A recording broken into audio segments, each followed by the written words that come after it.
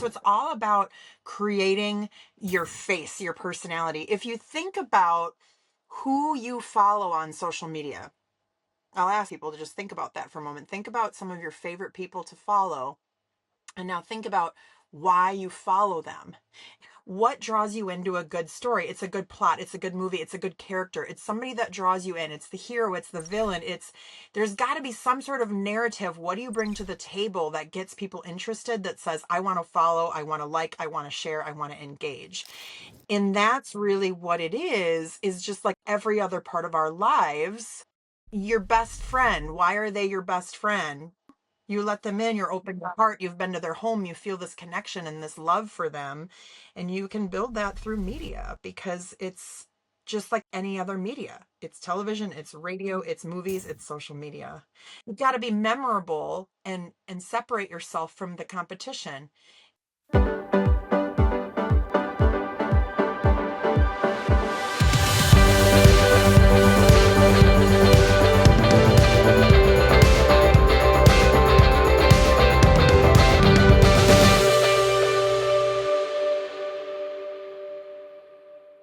One of our dream speakers and dream experts. And Michelle Miller, better known as the Farm Babe, I think is a fabulous combination of both of them. She is an internationally recognized speaker. She's a published writer, a columnist, a podcaster, and an online influencer as a full-time advocate for agriculture. Now, some of you don't know my background. I grew up in small town Australia in agriculture, and I still love the people. Whilst it's true I do bear some scars from that part of my life, the people and the importance of agriculture and food in our life has never been more relevant to some of the challenges we're facing today. Michelle started her social media outreach over 9 years ago, and as a way to better bridge the gap between farmers and consumers, making a name for herself as a dedicated myth buster in food and farming. Now, what is really interesting is that you will hear Michelle unpack exactly why this is not simply a farmer's perspective. Farm Babe has hundreds of thousands of followers. I think she mentioned 400,000 at the moment, and an average social media reach of 5 million monthly. She's been featured in Forbes, has caught the attention of the Today Show, Inside Edition, CNN, People Magazine, and more, and just recently was picked up by Reuters and New York Times. A guest on Dr. Drew, and more.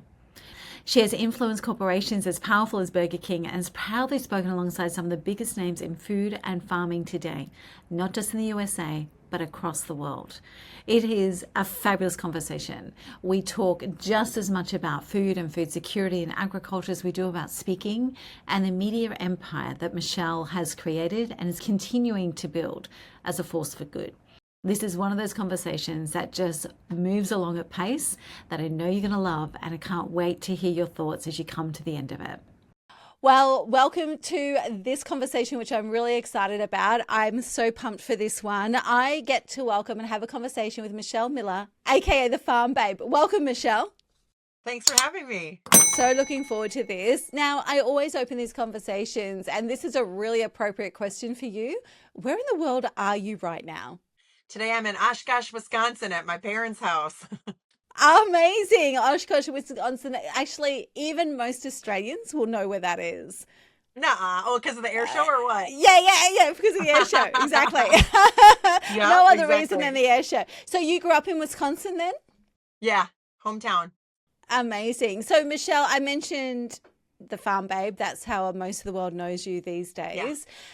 But I'd love to, and we had a conversation when we first met at Influencer Conference in the US in 2024. But for the audience listening along who haven't met you yet, who is Michelle? Who is the Farm Babe? Tell us a little bit about you. Sure. So I started my social media outreach over a decade ago as a way to better bridge the gap between consumers and farmers. So I was a commercial scale farmer growing GMOs. I had feedlots, a lot of these things that people are unsure of or have questions about or think might be bad. I was the farmer growing it. And so I just took the bull by the horns, pun intended, and decided to myth bust. So what started off as a personal blog on Facebook turned into a full-fledged media brand. And so, yeah, I have my own podcast now. I'm an author, keynote speaker, and a social media influencer with about 400,000 followers. And so I utilize that as a way to myth bust, help people learn where their food comes from, and be a voice for global food security. I really love that. And so here's where I also want to start unpacking this, because I want to go into this, literally this empire that you're building around this really important element of our life that you speak into. But you said you were a farmer, GMOs, Mhm. feedlots, all of that sort of stuff. Were you always in farming? I could be guilty of making an assumption because you're from Wisconsin, but were you always in farming? Is that how you were raised? Yeah, no. So my family were not farmers. My friends growing up, I had a few friends that were farm kids, so they got me into it. I was in 4-H and rode horses and did chores every day after school. So I was involved in it, and a lot of my teachers encouraged me, my guidance counselors encouraged me to pursue a career in agriculture, but I wanted to see what else was out there. So I actually went to college in Los Angeles. I have a visual communications degree from the Fashion Institute of Design and Merchandising, and I worked in the fashion industry. So my tagline is rodeo to the rodeo. um, I lived in Los Angeles. I worked for Gucci on Rodeo Drive. I was very much a city girl working in the fashion industry. And then over time, I ended up meeting and dating a farmer. And so I moved to rural Iowa, a town of 1,000 people, and I was raising cattle. Wow. Yeah, I was raising cattle, sheep, and growing row crops with him. And so my journey from kind of growing up in agriculture to being very much a misinformed city girl to being very much a full-time farmer led that path of realizing what it feels like to be on both sides of the spectrum, being the consumer that's confused or thinks the food supply is bad, to being the farmer and saying, actually, this is really good. And how do we better merge those worlds? So it all started from there with a communications platform on how to better teach the agriculture industry to communicate better. Like I said, I have a visual communications degree, and I kind of use that in combination with my firsthand knowledge to find passion and really empathy for everybody. When a busy mom or like somebody's scared to what they feed their kids, how to decipher fact from fiction, I work to help them and give farmers and scientists a bigger voice. I really love that so much. So, where did this passion, like you ended up farming because you met a boy, you moved to Iowa. And I love this. I grew up in a town with 1,000 people in the town, 2,100 in the Shire. So, really know that kind of community. Where did the passion actually start? Because it wasn't, even though that it was seeded, it wasn't really the passion the pathway you chose. So, where did the passion actually fire? Correct. Yeah. So when I lived in Los Angeles, I watched a lot of documentaries and kind of fell into some of the vegan animal rights activist stuff and watched some films and really was only exposed to one side of the argument, which was a lot of the media sensationalism. And I was convinced that the food supply was terrible. I thought it was bad. I thought it was unsafe. I spent way too much money on groceries, and I didn't really have the money, but I thought that if I wasn't buying organic, non-GMO, gluten-free, antibiotic-free, hormone-free, I thought if I wasn't paying extra for all of that, I was doing a disservice to the land and to farmers and to consumers. And so when I actually became a farmer, I realized everything I thought I knew was wrong, and I wanted to fight back against my wallet, fight back with my wallet, because when I learned that, like, wait, GMOs are a good thing. Wait, organic can use pesticides. Wait, there's no such thing as added hormones in poultry. All meat is antibiotic free. Like, the more you dig in on food labels, you realize that a vast majority of them are bullshit. And so I was like, wait a minute. And I just was like, what else am I wrong about? And I realized that so many people are really well intentioned. They're just misinformed. And so here I was doing it. And that's really kind of where it all started, was when my boyfriend at the time, he was a sixth generation farmer, and he was growing the Monsanto GMOs, like spraying the Roundup, like everything that people are like, holy shit, this is terrible. Is it okay that I swear a Yeah, little yeah, bit? absolutely. Let's go. I'm a farming. I'm I grew like, up in farming country myself, and most of my career was in mining services and traffic control. So we just have to be careful. I don't see you and raise you.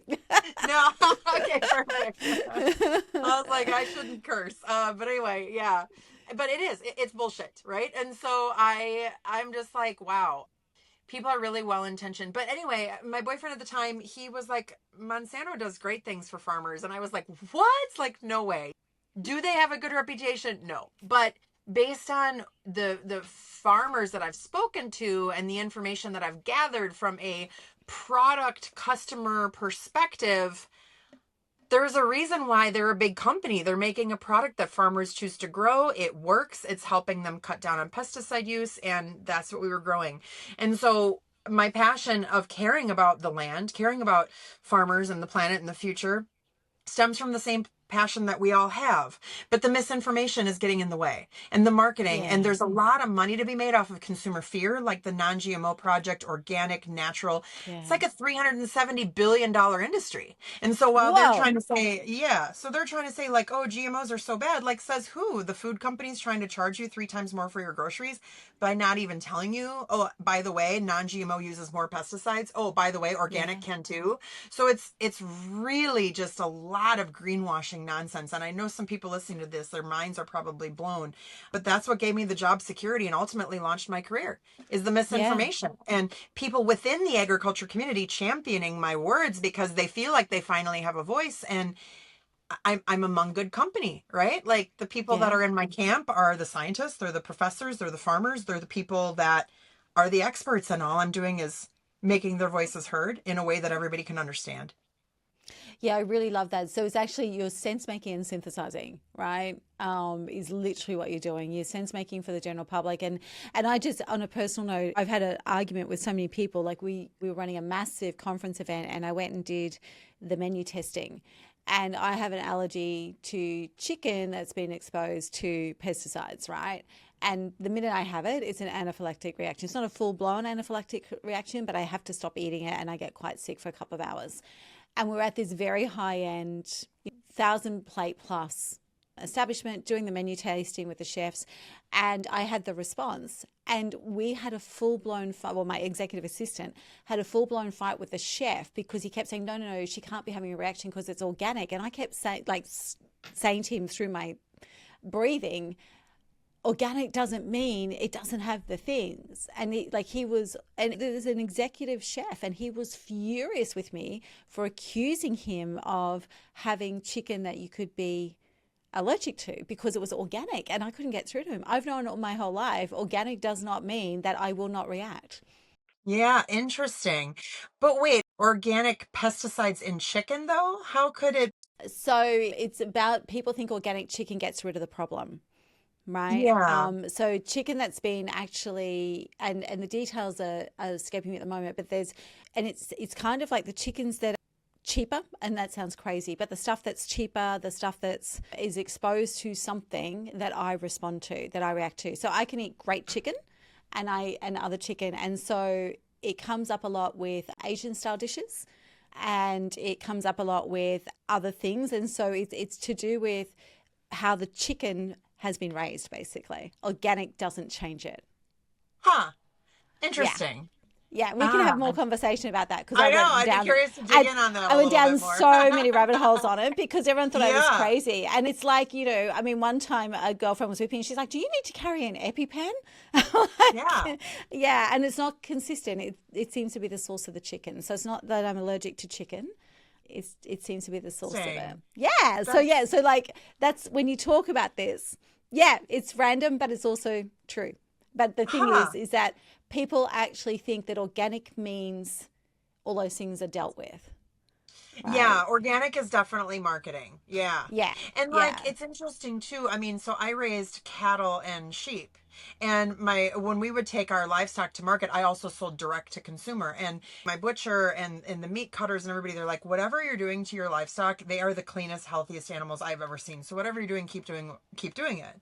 And you're looking at my boyfriend at the time, who was like a sixth generation cattleman. I mean, him and his family have raised thousands upon thousands of, and they used to haul to some of the biggest feedlots, some of the biggest meat processing plants in the Midwest, like the Green Bay Packers is like the meat packers, because Yeah. they have some really big slaughterhouse facilities up there and really big cattle markets. And so he would drive truck and sell, and he would have these feeder cattle to sell to market. And anyway, moral of the story is that we were professionals doing this, Yeah. him especially.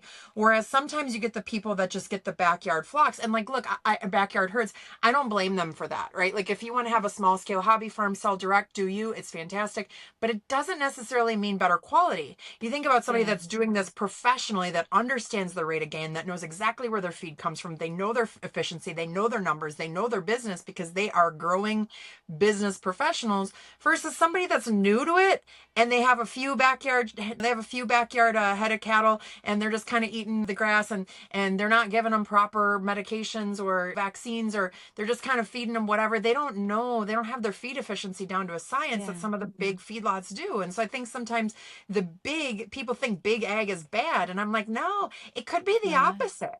It could be Yeah. the organic people that are like, and again, I have nothing against organic, but I do have something against the marketing and the misleading misinformation that somehow small organic is good and big is bad. And I'm Mm. like, that's not really true. Like No, any there's no farmer can universal do. truth, is there? No, it's just there to sell you something. And Yeah. any farmer can do a great job regardless of size or label, but the more I've gotten to know the faces behind our food, the more I don't buy organic. I mean, because it's like Yeah. I would much rather, and I've done these like blind taste tests before. Speaking of chicken, I've done blind taste tests before just for fun, where I had like the cheap See, like I do that with wine. You do it with food. yeah, right, right. I need to come to your house. You're not coming to my house. You might get sick. But I did this like blind taste test of like the cheapest, like generic brand, and then I did the like the Tyson mass produced brand, and then I did a pasture raised and organic, and just based purely on taste for people. And it was interesting that like the cheaper stuff was people's favorite. Like it Yeah. tasted better. The pasture raised was kind of dry, and so it's like, yeah, it's It's interesting. it's super interesting. So what made you start the blog? Like, I know that you got quite passionate. You realized that you, like everyone else, you were living under misinformation. What was the moment where you went, I'm going to just start this blog? I'm going to start using social media to do this. I feel like there was probably a moment where you just went, had enough going there. There was. It's a great story. So there is another food blogger here in the US called the Food Babe. And the Food Babe was out there talking about how GMOs are just drenched in toxic chemicals. And she has millions of followers. And she was out there saying like all of these things like GMOs are just drenched and they're terrible. And I very politely responded on her Facebook page. And I said, I totally understand there's a lot of misinformation. I used to feel the same way as you, but I got to tell you, as a farmer growing GMOs, like we're not drenching our fields. We only spray like 1 or 2 days a year in the beginning of the growing season. I'd be happy to show you. Like, would you like to come to our farm? And I left her this really nice, well thought out comment. And instead of engaging with me, she blocked and banned me. Yeah. And so when she blocked me, I ended up finding a Facebook group called Banned by the Food Babe. No Yeah. way. Yeah, which has over 10,000 members in it. And so here I She's am been going, busy. she has been busy and nothing she says is true. And so she's out there just blocking and banning. So I find this banned by the Food Bank group, and everybody's just in there like talking about why she banned them. And the people she's silencing are experts. They're farmers, veterinarians, agronomists. And I was like, well, if the Food Babe isn't going to let farmers talk about farming, I'm going to be the Farm Babe. And that's how it all started. And I so it was love a that. yeah, thanks. So it was a combination of like knowing what it feels like to be the misinformed city girl, to actually being a farmer, rodeo to the rodeo, and realizing, hey, some of the biggest voices in food are not telling the truth. So I was just like, I need to do something. And so it actually kind of started as a joke. Like I was like, oh, I'm just going to be the farm babe. Haha. Like maybe I'll get 1,000 followers. And then I had about 100 followers, and I did this post talking about how much Roundup we spray on our GMOs, right? Like I just did just address the elephant in the room. That post went so viral, it reached 18 million people. And Are you serious? yeah, That just gave me goosebumps. yeah, and it launched my career. I mean Yeah. that post went so viral, and all I did was talk about, look, like we spray 1 day a year, maybe two, at a rate of 22 ounces per acre. So people think that we're just out there spraying all this stuff when it's smaller than this. I mean, it's like less than 2 beer cans on an area of land the size of a football field. And then you put that in the tank. 99% of what you see that comes out of a sprayer is water. And so there's this misconception that we're just out there spraying all this stuff. And I was like, our fields are sprayed 1 day a year, maybe two, in the very beginning part of the growing season. So there's a lot of misinformation out there saying, oh my God, it's in our food. It's not. It would be humanly impossible for it to end up in your food. But some of the methodology and the testing is flawed, and creating false positives and creating a very profitable fear-driven narrative to create what is now the organic and non-GMO industries. And so fear sells. And so when people are like, oh, big ag this and big ag that, and I'm like, how about big wellness? Like, because guess what? Like the wellness industry is $1 trillion business. So make no mistake, the food companies want you to buy more. They want you to spend more on your groceries. And I mean, the food companies aren't beating down my door to work with me, right? But I bet they the farm aren't. but the farmers are. The farmers Yeah. are like, go you, because like they grow a product, they sell it. They don't really always know how it's marketed. Yeah. So a decade later, you know that that was the start of it. It was 18 million. It launched your career. Where did it actually go from there, though? Yeah, so when I did that post, I had a bunch of people reach out. Can I repost that? Will you write for our website? Will you write for our column? So I've been a columnist ever since. So I write for several publications. And then I through social media connected with a bunch of other experts that I really liked. And I was watching TED Talks. I was watching other speakers. And I came across Robert Syke. He's a Canadian agrologist, they call him. And I was sharing his TED Talk and all of this information. He's an author. He does what we do, but he's been doing it a lot longer and he's amazing. And I just became really fascinated with his work. He's helped some of the world's poorest farmers that are solving some of the world's biggest problems in agriculture. He's a very inspirational guy. And when I was sharing his stuff, his company reached out to me and they were like, thank you so much for sharing Rob's TED Talk and for sharing Rob's information. Will you come speak at our conference? And I was like, I've never done that before, but sure. And so they were like, I have done it before though, because I took college level public speaking courses in high school and I've been in theater and pageants my whole life. So speaking on stage is my jam. It always has been. So I wasn't new to it in a sense like that, but I was new to it in a sense of like, I didn't Being an realize that, expert. yeah, I didn't realize that someday I would actually be a keynote speaker for a living, but that's where it started. And so I did a breakout session and then it was standing room only and I got so many compliments after of like, that was a great talk, wow, you're so good at this, da da da. And it just snowballed from there. And so ever since then, that was my first talk. And I think probably about 95% of my business is word of mouth referrals, and it's been just growing ever since, of putting in the work and one person says she's great, bring her on, and it just continues to go from there. What do you think your secret is? Well, people would tell me that I'm a good storyteller. I think that laughter is really important.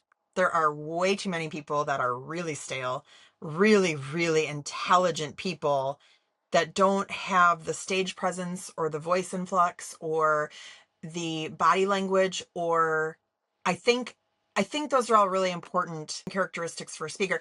And to have visuals and make people laugh. I mean, I hate to say, oh, they'll never forget how you made them feel. They'll forget what you said. I mean, that quote that, everybody Yeah, knows the yeah, yeah. quote. That everyone, yeah, verbatim.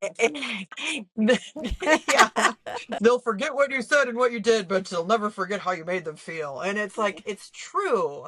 But if you make people feel something, if you help them laugh, or you can tell a story that's relatable, that you make it about your audience and that you just have fun with it, and you speak to other people how you want to be spoken to, like there's a reason why we live in a TikTok, Snapchat society, because what is it? It's a bunch of cat videos. It's stupid, but here we are. Yeah. You Yeah. know what I mean? I love cat videos. Yeah, yeah. So do I. I love the dog videos. But yeah, but it's the same thing, right? So it started there. It exploded. Now, when we first met, we bumped into each other in the hallway, going to an after party. Let's be honest, at a I conference, one of the know, best it's so conferences there funny. is. And when you heard our Australian accent, you were like, "Where are you from?" And I was like, "Oh, you won't even know." And then you did, and not only that, you knew where I come from, which is Central Queensland, which is you'd been to Beef Week, and Yes. and the local language like Brizzy and things like that, which is Brisbane. Um, Curious, where is this career taking you? Because that blew my mind as well. I was so thrilled though, but it blew my mind. So where has this thing taken you? Oh man, it's been amazing. I just got back from South Africa, and what started as like a personal blog on my own farm in Iowa has grown into global food system security, improving perception and policy, keeping farmers on the land, and raising awareness on the importance of global food system security. So I never set out to get into politics, but as we understand some of the very trying times for farmers all around the world, we realize that we're one and the same, that farmers have the same struggles all around the world, from poor Yeah, they policy do. to misinformation to perception. And so when I'm going to different countries, or I've spoken across 4 continents now, that's something I'm really excited of and proud of. And And you just learn from some of the world's poorest farmers, or you learn from some of the greatest experts in the world where they develop technology that could really help farmers, and the technology sits on the shelf because of poor policy. And so, what we all want is what? We want safe, healthy, affordable food. We want to protect the planet. We want to help our families. We want to succeed. We want to leave the planet better than the way we found it. We all want these things. But what happens is the activists and the people that have never worked on a farm a day in their life are telling our stories. And that's what's hurting us. And a lot of people are well intentioned. They think, well, if we want to make the world a better place, we all have to go organic. Does organic have a place? Absolutely. Is it going to feed the world? Absolutely not. And so it has to be this delicate balance of realizing, like, couldn't GMO mean genetically modified organic?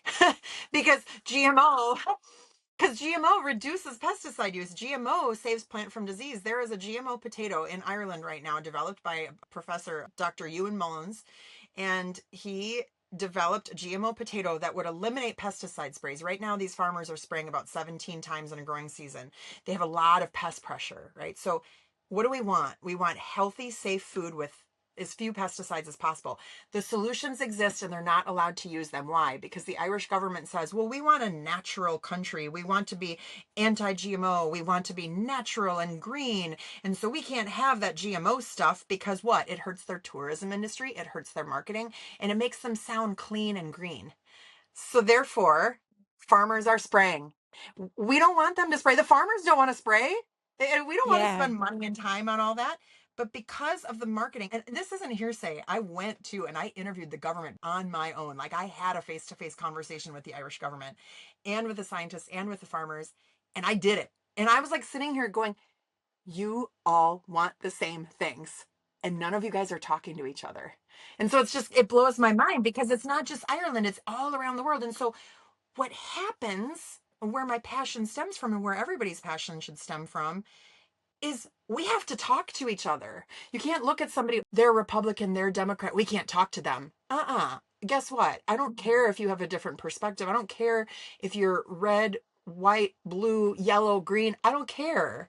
We're all people and we want the same thing. So, like, right now, it's like the freaking divided states of America. Can we please come back together? You know what I mean? Yeah, there's a lot of that going. I mean, anywhere in the world, we're witness to that right now. Yeah, right. And we're also feeling like Australia's feeling it at the moment. Like we've got division really growing here for probably the first time in our history, right? And so it is an interesting place to be. What are you discovering with, like you said, you're in South Africa, you're talking to people on Ireland. What are you discovering that's really got your attention from a food security perspective and the messaging that needs to shift? Like, what are you discovering that's really got your attention? I think a lot of it is still just that misinformation, is the marketing and the misinformation that you deal with in Australia, that we deal here in the US, that they deal with in South Africa and Ireland and everywhere else. It's like we have a lot of the same problems, which is farmers make up such a small percentage of the population. Let's say in North America, it's 1% to 2% of the population. How are their voices supposed to get heard when there's such a small percentage of the population? And let's face it, the agriculture community is run by a lot of people in small towns, an older generation. They kind of keep to themselves. They're very humble people, salt to the earth, great people. I love my people. But like the messages that sell are the messages coming out of like a Hollywood, right? The New York City, the Los Angeleses of the world, the media, the media train, and that's the same all around the world. Is making agriculture cool is what I try to do, is communicating it in a way that everybody can understand. So I love science communication, and that's a lot of what I teach and get people inspired about, is like, just because you're a farmer, it doesn't mean you're just a farmer. But here are ways that you can speak up. Here are ways that we can better strengthen and keep us on the land. Yeah, I really love that. You mentioned media there, and because it's been a while since we met, I did jump online a few weeks ago, and your media is going off at the moment. If we talk mainstream media, it's going off at the moment. And before we got on the call, you're talking about just on the front page of the New York Times, Reuters are picking you up, and Reuters seem to love you at the moment. They seem to be picking up a lot of what you're doing. Yeah. How did the media profile really get moving? Because now you're actually fronting the face of agriculture almost globally because of the way media works right now. How did that start? What are you loving about it? And what is the purpose of that for you? That's a great question. I don't know. I mean, I do know, right? But it's crazy because I do know that I am one of the most followed farmers on social media, right? Like I've been in Forbes and stuff, and so I think it's just kind of like word of mouth. I mean, the funny thing about media is it's almost like once one big media company gets your name, like they all do, right? So it's Yeah. like they're all somehow intertwined. So you get with one. And I asked my editor about this because I'm a columnist for several different publications. And I was like, I don't know why my media is just blowing up like crazy lately. And his response was, I think that they like me because I'm not tied to any mainstream media because we have more freedom and more flexibility because it's just me. I don't and I love to tell people this. Look, I don't work for a big corporation. I'm not trying to sell anything. I don't care. Like I'm literally just a girl who wants to support agriculture and the world, right? So I'm not selling anything. I don't work for anybody. I'm not, you know what I mean? And so I think that gives me an advantage because I think when it comes to media, trust is really important, and social media is the number one way to people for people to get their information nowadays. So if you find somebody on social media that you enjoy following, I think a lot of them were just, hey, I came across your video, I came across this post, and somehow my content was going viral amongst the powers that be that led me to this. And that's, I think, one thing that I'll really preach a lot on is people that are getting into this business. Social media really matters. You can be the greatest speaker in the world, but if you have no online presence, it's not doing you any favors.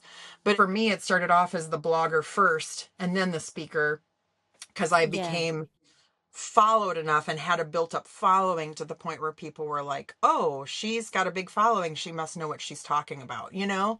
And it's Yeah, it's just kind of the absolutely. way the world works. It is, and there's a couple of things I want to just speak into briefly there. And so one of the things that you mentioned was social media and being visible. One of the things I've come to realize, and I want to speak into a lot more, is if you're not visible, you're not viable.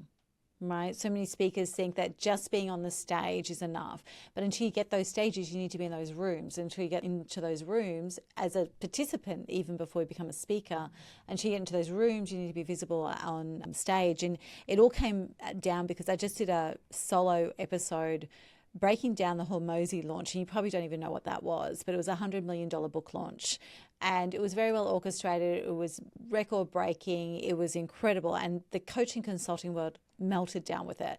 And they were like creating masterminds to deconstruct his slides and his online launch, which was 9 hours and all this sort of stuff. And I'm like, you're missing the point. He and his wife went live speaking to their audience 3 times a day for 2 or 3 years. They spoke their audience into being, right? So by the time they did this thing, it was not an accident, it was almost a given. And that was because I was so visible through their spoken word content. They weren't just posting pictures. They were speaking to their audience every day. And that's also got me really thinking about it. But if someone's actually emerging and someone's got a burning message on their heart and it's not just unfolding organically, I almost feel like I can't use that word now, organically, not just unfolding organically, what would you say to them? Because obviously being the columnist, writing things, being on social really helped you. So what would you say to them about those who are really craving some sort of breakthrough? Yeah, it's definitely all about connecting with your audience. And if we think about it, the role of the influencer is front and center. I mean, those are the new celebrities. And we've always put celebrities on a pedestal, regardless, right? And it's a sad reality, right? Like, love it or hate it, it is what it is. A Kardashian will sell a product. And so it's a matter of, yes, constantly having your face out there so that people recognize you because you build a following based on trust and people trust who they like. They buy from who they like and they know, you know what I mean? So it's all about creating your face, your personality. If you think about who you follow on social media, I'll ask people to just think about that for a moment. Think about some of your favorite people to follow and now think about why you follow them. And like for an example, there's a fashion blogger that I follow, and the reason why I like following her is because I feel like we'd be best friends in real life, even though I've never met her. But over the years, I've watched her get married and buy a house and have babies and get a cat and battle cancer. And now she's cancer free and now she's going wig shopping. And it's like I've followed her for so many years that I feel like I know everything about her and she's my best friend. Like I know her husband's name, I know her daughter's name. And it's just cool because it's just like any story. what draws you into a good story? It's a good plot, it's a good movie, it's a good character, it's somebody that draws you in, it's the hero, it's the villain, it's there's got to be some sort of narrative. What do you bring to the table that gets people interested, that says, I want to follow, I want to like, I want to share, I want to engage? And that's really what it is just like every other part of our lives. Your best friend, why are they your best friend? You let them in, you're open your heart, you've been to their home, you feel this connection and this love for them. And you can build that through media because it's just like any other media. It's television, it's radio, it's movies, it's social media.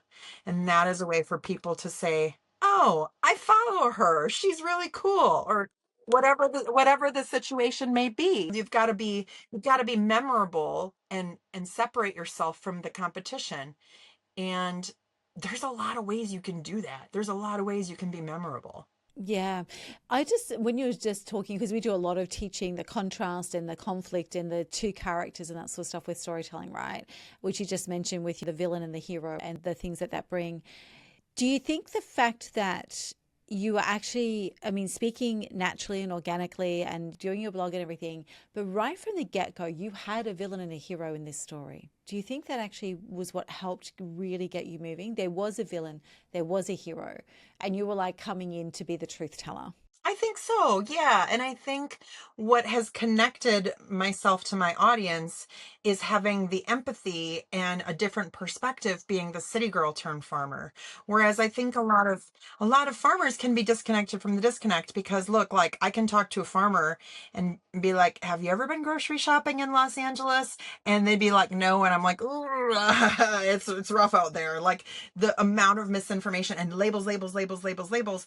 And this package of chips is only $14, right? Because we're labeling people to death, and they feel good because of the labels, but all of a sudden the villain is almost like the food label, because it's like, Wait a minute, like is this really as healthy as they're making it sound?" And so I think the ability to connect with people from all sides of the spectrum, from the smallest of the towns and the biggest of the cities, and having my heart kind of balance that and connect people on shared values, communicating it in a way that everybody can understand. I think farmers sometimes take so much for granted because it's all they know, it's what they've done their whole lives, and they're just like, whatever, we're just turning the bull out to pasture, big deal. Meanwhile, somebody from the city is like, you turn a bull out to pasture? What's a bull? Like they don't even know. Oh, And like what's a bull? That doesn't my mind that that's a thing, but yeah, you literally have to get that granular, don't you?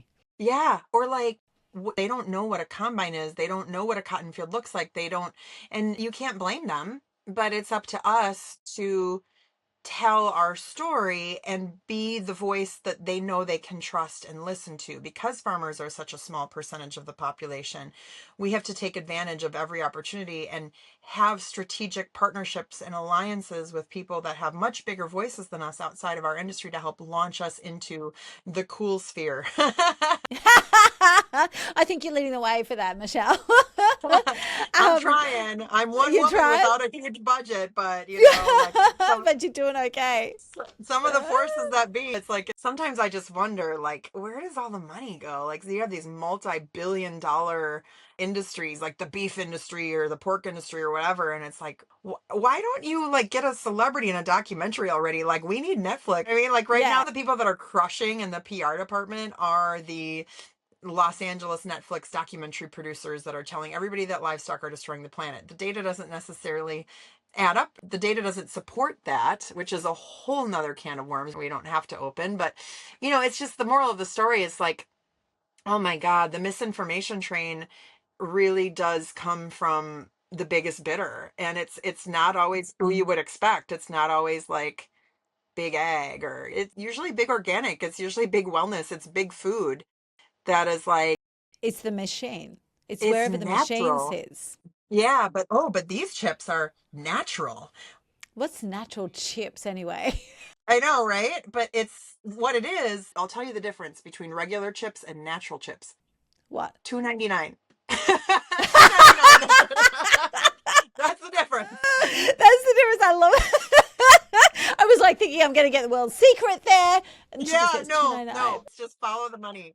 And I think that's the thing that grinds my gears the most is not everybody can afford food elitism. Like we have first world problems and first world paranoia. If your children are fed, you have 100 problems. If your children are hungry, you have one problem. Perspective of like things are never good enough. I love that focus as well because even, and I don't know what it's, I can't speak for the US, but whenever I do take a breath long enough and sit down, I'm kind of like, we've done some incredible podcasts with some great people and doing incredible work around the world. And I look at people that I know doing amazing work and I suddenly go, hang on, we're not even cleaning up our own backyard here.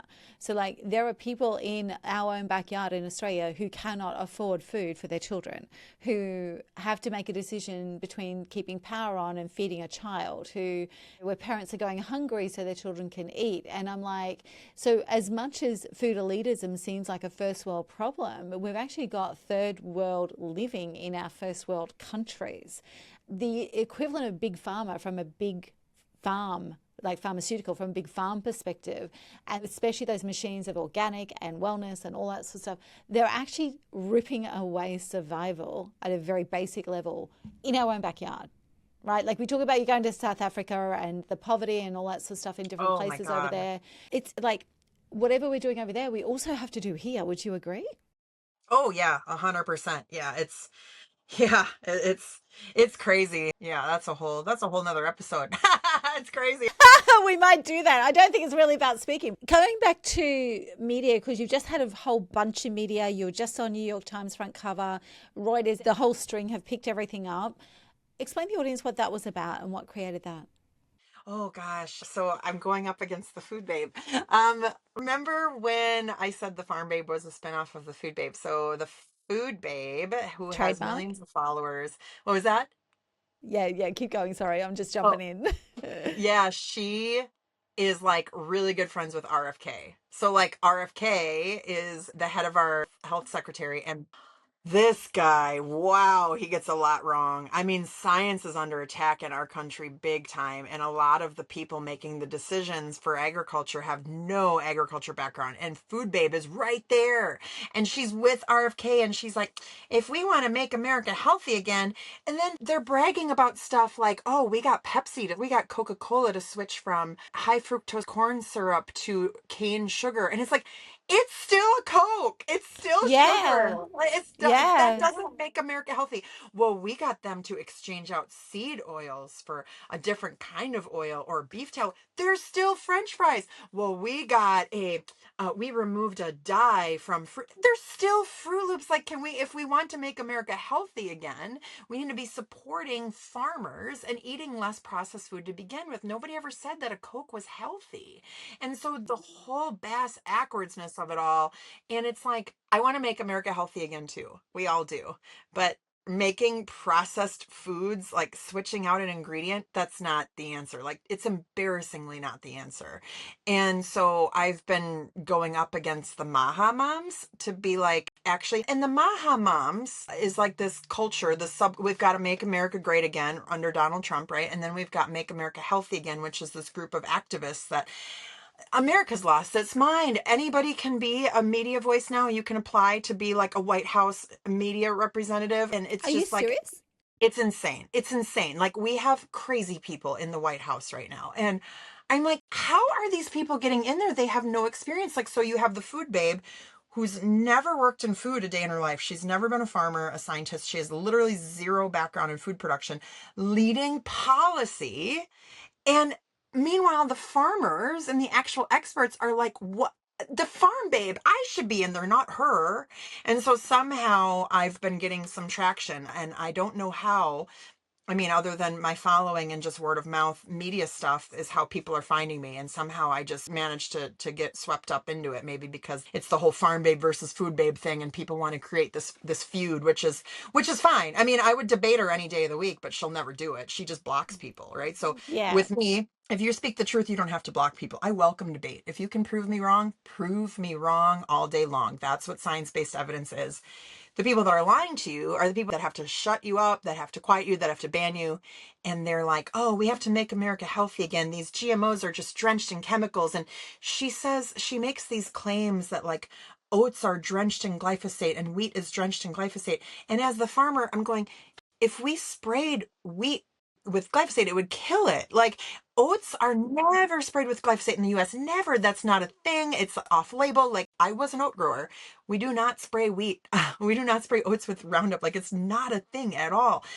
But the misinformation train of Maha moms thinking that our food's not healthy when they're coming up with imaginary problems. Oh, we're just out there spraying our fields all the time.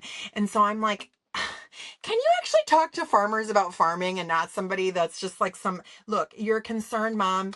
Great. You should be. We all should be.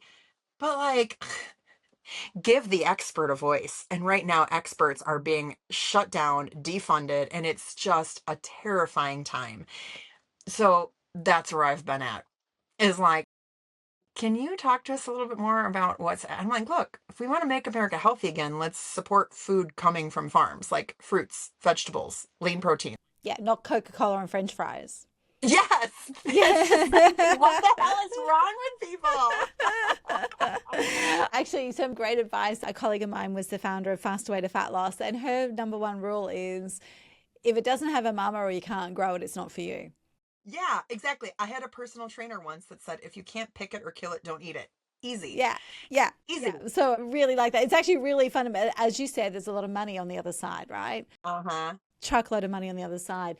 What's next with speaking? Like, where are you going? I mean, obviously you're getting more involved in policy and activism, whether you like it or not, whether it's intentional or not. So what's this next kind of 12 months look like for you, do you think? Because I think it's going to change rapidly as you go. But right now, sitting here today, what do you think the next 12 months looks like for you from a speaking and media perspective? Oh man, it just keeps growing. My team is growing. I keep outgrowing my business, which is a good problem to have. So now I've got a talent manager and I've got people kind of managing my opportunities and social media. I've expanded my media videography team and my editors because mostly I spend a lot of time traveling, flying and driving and speaking in meetings. And so what used to be like, hey, I'm just going to sit on the internet all day and post blogs and write articles and posts. And like, I used to be so involved. I started off as a social media influencer. And now it's like I'm so busy being in person and doing things like this and media that I've got to have people behind the scenes. So I'm continuing to grow that to make sure I can keep up with the pace of media today as we trend more into YouTube and TikTok and videos. And like our industry's changing so rapidly. And now with AI and so much going on with there. So gosh, it's a lot. I'm just going to keep doing what I'm doing and hope that as my team continues to grow, it gets me in front of more non-farm audiences, people that need to hear our messages the most. And I want to have a much bigger impact. But in order to do that, I have to have the right team in place. Now is kind of just like a growth phase, which is a really great problem to have. Yeah, absolutely. You mentioned there about how much is changing for our industry, and it is. The one thing that's never going to change is the power of our own voice, especially if it's evidence-based, especially if it's science-backed and things like that, or just evidence-based. So that's never going to change, but it is changing rapidly. Like we even look at programs we ran 12 months ago and how much we've got to update them to run them again now and things like that as a coach. What do you think is the key changes that are happening around us in the speaking industry that we actually all need to make sure we're across? Well, AI is really important now, I think. It gives us an extra tool to make even more beautiful presentations I mean, gosh, we can do video editing now. I mean, shoot, there's like AI modeling agencies. I mean, like a lot of what we see, and there's going to be the challenges of like the ethics too, right? Like you can go into a GPT and be like, hey,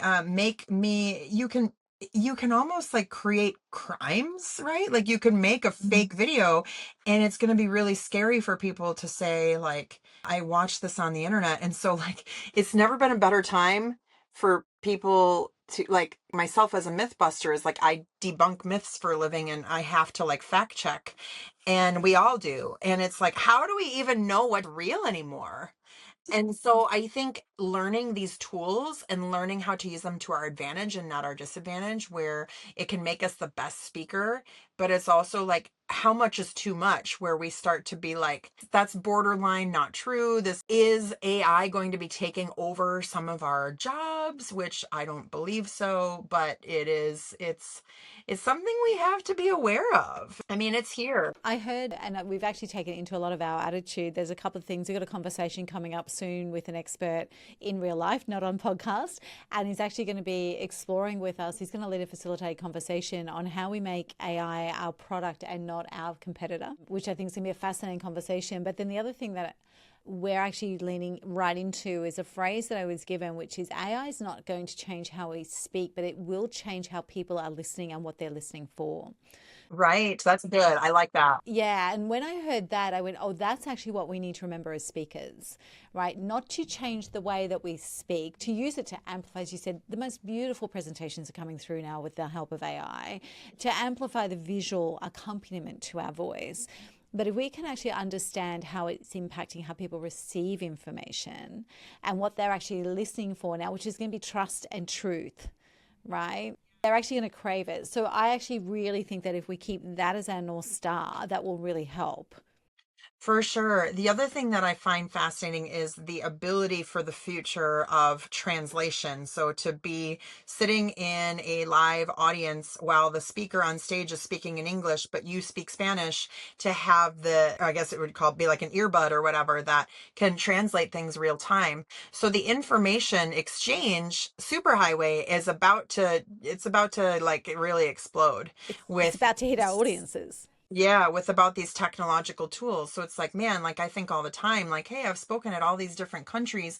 It sure would be cool to speak in South America, but I don't speak fluent Spanish, right? But I wish I did for opportunities. So now what if, as we're speakers, it says, oh, actually, you can now just speak English and our audience will understand you. So that's the really fun stuff. That's really exciting. But I think just staying on top of trends, continuing to network and have conversations like this, where we can learn from each other, how to grow our businesses, grow our brands, continue to be thought leaders, and what that looks like is really important to just constantly be evolving and growing, because it's a fast-paced industry for sure. Yeah, you actually did say something almost as we opened, which I wanted to touch back on, which is you actually call yourself a media business, not a speaking business. And you did it a couple of times. So tell me about that distinction. I feel like I know what that means, and it's one of the things we're looking at here as well. Tell me the distinction for you. Yeah, I think it's really about diversifying revenue streams. I am a keynote speaker first and foremost. That is my primary source of revenue.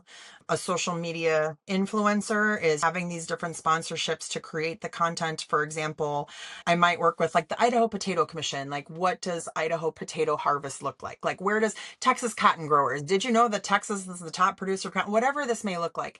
So I travel all around and I help people learn where their food comes from and do myth busting and like utilize some of those talking points to like tell the story. Hey, this is how I just came from an olive oil farm yesterday, actually. And I came from a pizza farm. It was really neat. How are tomatoes harvested? How is basil harvested? Where does our pizza sauce come from? And I think raising awareness like that is really important for food security, and raising awareness on the importance of our farmers, that food doesn't just come from the grocery store. So that's another kind of revenue stream. And then I'm also an author, columnist. So obviously I get paid for my writing. I have merchandise, shopthefarmbabe.com. So I have different merch. I have my podcast, so get sponsors there. And so as a media brand, it's not just that I'm only a speaker, it's just that you have all of these other ways. And for people like you, right, a lot of other speakers, they're speakers/coaches. They write books, they have webinars, they teach classes and coursework. I mean, there's a million ways that you can build yourself as a brand. I mean, some of the most famous keynote speakers are never just speakers. You look at like a Mel Robbins or a Tony Robbins, or some of the most powerful, impactful people like a Gary Vee, they're media personalities. Oprah is not. Look at Oprah. I mean, like, she was the OG influencer. Yeah, absolutely. She created the mold. Yeah. And so that's what the media brand is you're never just a speaker, but you are a thought leader in XYZ. Like, I always wonder if somebody didn't know who Kim Kardashian was, they'd be like, so what do you do for a living? And it's like, well, actor, actress, business person, fashion label, icon, model, influencer, speaker, author. I don't know. Like, there's Pick one. yeah, I guess that's the hard part, is what's our elevator pitch? It's like, so what do you do for a living? I'm like, I have no idea. I've actually started saying whenever because we don't get a lot of time to be in networking rooms these days, but when you are in one and they say, what is it? You got 30 seconds to say what you do. And I just say, I show people how to use words to get whatever they want, because the rest of it's too hard to explain. I'm sure you get a lot of responses. Be like, "Oh, did you teach my wife?" Yeah, yeah, like that. And that's the best part of it because you want your elevator pitch to get some interaction, right? But of all the years of like a decade of trying to work out my elevator pitch, I was just at one morning. I'm like, I don't even know who's in the room. I don't know which part of me they want, and I just said that, and now I've said it ever since because I'm just like, that's actually what it is. I teach how to use your words to get what you want, right? Yeah, for sure. Yeah, I did one on my LinkedIn. It says, I teach the agriculture industry how to communicate effectively. And I was like, yeah, that's all right. Now I'll just ask ChatGPT. ChatGPT is very flattering. Yeah, I know. I ChatGPT actually, makes everybody sound amazing. Like I we're all, know. We actually call her. I got a name here. She's Coco in our world, and even our clients know that Coco is ChatGPT, and she's very complimentary. But sometimes I have to say to her, I need you to actually fight with me on this, and I'll actually direct her. I'll say, I need you to actually fight with me on this, and then she fights, right? So as complimentary as she is, if you want a contrarian opinion or you want her to play devil's advocate, she will go the opposite yes, direction. She just I needs know. permission. I know. I love it. I love that we train them to be little mini assistants for I sure. know. I used to say like because as I've got a consulting background and the whole purpose of growing consulting business is to grow a team of minions in your likeness, right? So you can get them doing all the work and growing up. And I'm like, you don't if you've got a consulting business now, you don't need minions, right? You need editors and curators but you don't need the minions because we've trained ours to behave like a cross between McKinsey and Ogilvy, right? Which when it comes to speaking breakthrough, we think is really important because you got strategy and you got Ogilvy's brand and communications. So that's kind of, yeah. We're talking about AI, we're talking about Coco, sorry, ChatGPT, all that sort of stuff. The one thing it hasn't fixed, I'm going to bring this up because I know where you happen to be sitting right now. The one thing AI doesn't seem to have fixed is flight scheduling, flight delays, luggage Flight being found. schedules. We were talking before we got on about, I think it's actually worse than before COVID. And that is the bane of a speaker's life. Flight delays, missed flights, luggage missing, outfits not on, all that sort of stuff. But you came up with a solution. You want to share that with us? Oh, I'm in my Sprinter van right now. Which does not look like a Sprinter van, can I just say? No, it's a very high-end bougie Sprinter van, but I had this van custom fitted into my second home, and now I live on the road full time in this camper van, and it's my office slash traveling second home, and I just was getting so fed up with the constant flying and delays and cancellations and lost luggage and billing issues and da da da. And I'm like, I can just drive.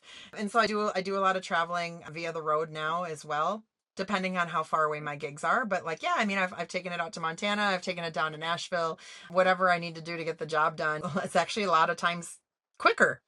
You go Yeah, to the yeah. airport and then you sit around and then you fly and then you lay over and then you fly and then you sit around and then you rent a car. And it's like, it would have been quicker for me to just drive 8 hours. Yeah, there's so many times in Australia, particularly with our distances, like it's exactly the same.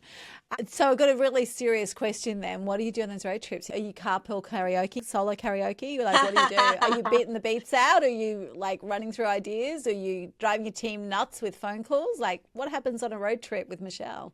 It's a combination of all of the above. And that's the other thing that I appreciate about it is I'm becoming smarter because a lot of times somebody will send me a link or like a podcast and I'm like, I really want to listen to that. And I've been meaning to listen to that audiobook, but I'm actually becoming smarter now because it allows me to use my time more wisely versus being at an airport and flying when you have to download or whatever, like your AirPods die.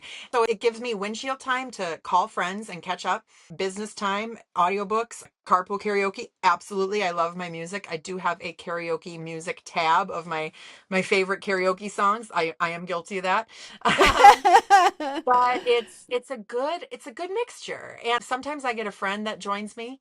And so I hope that continues. Yeah, Yeah, and so it's nice to have somebody join me once in a yeah. while, and I need a driver, so sometimes that happens.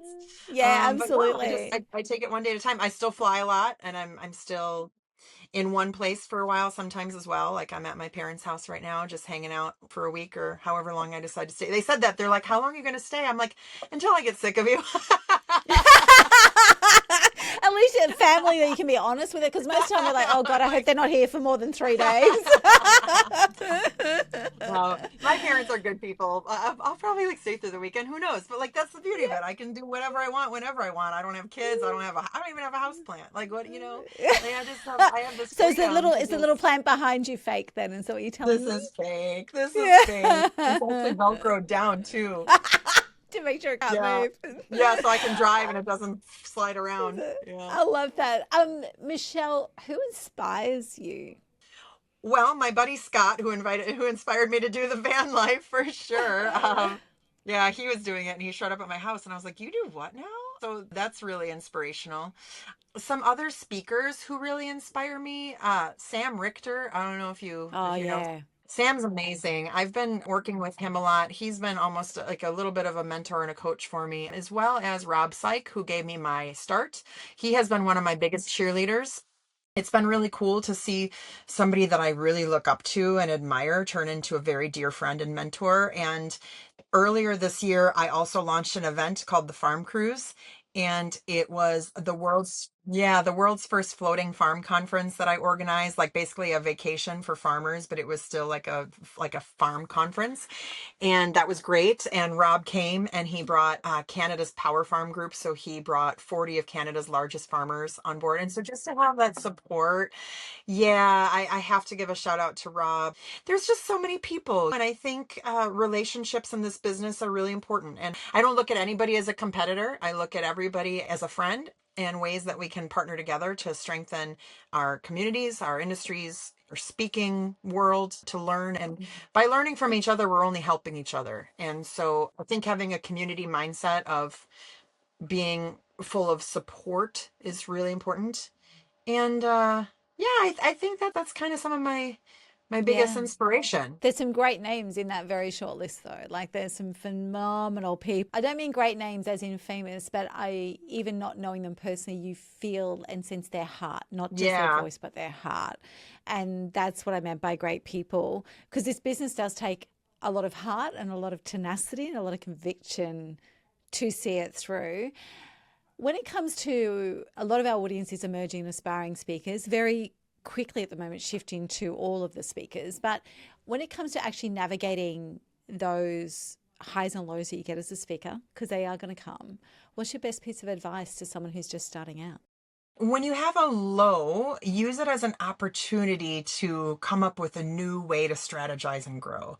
Whenever I have like a little low period, I take it as a blessing where I can take a step back and actually have time to reanalyze my social media, reanalyze my website. Maybe I need to update this. Maybe I need to upgrade that. And as you're so busy running around, sometimes the rest of your business kind of gets a little shaky. And so, like, COVID was terrible, right? Like, COVID shut us all down, but it gave me some time to like follow up on all those emails I've been meaning to send, like make that phone call to the person that I've been meaning to call. And our society tells us that we have to be so busy all the time. We have to do it all, especially as women. On top of it, you're supposed to be a perfect mom. Like, come on, And so there's so much, and it's okay to like, it's okay for business to slow down sometimes. And you also have to have that work-life balance. And I don't have kids, right? But my heart really goes out to people who do. I wouldn't last a week as a mother.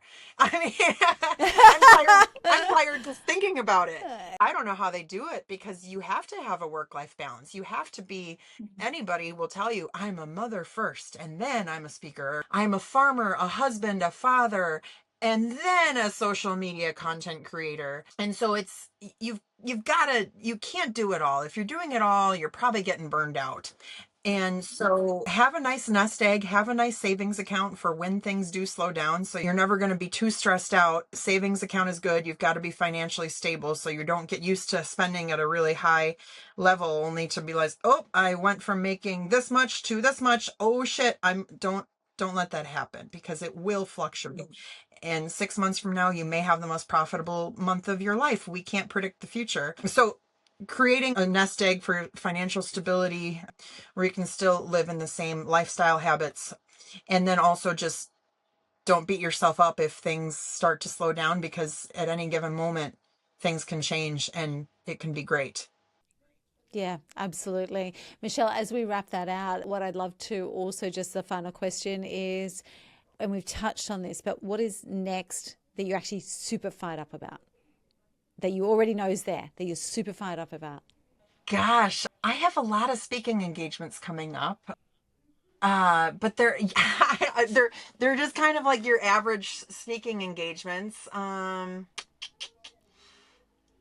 I don't know. Can we skip over this question? I'd have to think about. Yeah, yeah. I'm gonna ask you one more question. What I'm trying to think. is I just got back from a pizza farm, and that was really cool. Like, I sorry, I actually almost stumbled over that. I almost lost my complete. I was like, a pizza farm, a pizza farm, and then when you yeah, started saying tomato and basil, I'm like, oh, that makes sense. But it's like, yeah, what, they create pizzas? But yeah, like I just that got my attention. yeah. Right? I was with the world pizza champion, and like professional. What? Yeah, with the U.S. pizza team. This is a thing. What? Yes. Yes. They Okay, best part of the podcast. Yes. I know, right? This is awesome. And they are literally the world's best pizza makers. And they travel the world for these conferences, which are a really big deal. And so I was with Well, pizza's important. Let's face pizza it. is important. I sat next to the world pizza champion at dinner last night. So I can't say, like, when it comes to what I'm really fired up about, there's a lot, but what I'm really fired up about is what just happened yesterday. Like, literally, you're the world's best pizza maker. Like, that's a thing.